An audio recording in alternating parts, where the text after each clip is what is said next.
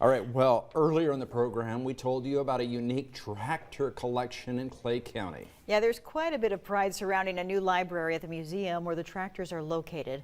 Here's more.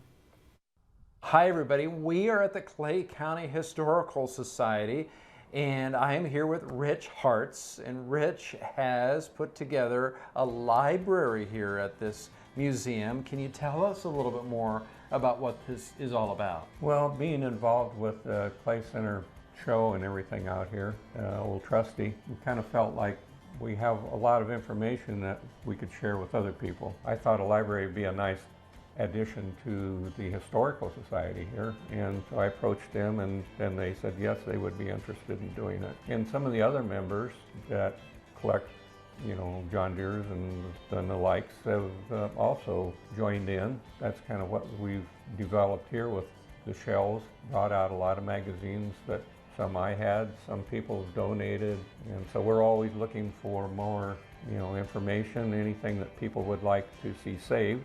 The idea here is that people can come here, research, find out information. Maybe they're working on a particular piece of machinery or a tractor, whatever, and they can get more information, find out, you know, okay, this is how I fix it, or this is how I tear it apart and put it back together again. Maybe just general information on, you know, what it was used for and when it was built. A lot of periodicals. The Gas Engine magazine was really good for gas engine collectors. There's almost a complete set of those. And then a lot of other information on tractors and implements. Good place to just learn a little bit more about. Yeah.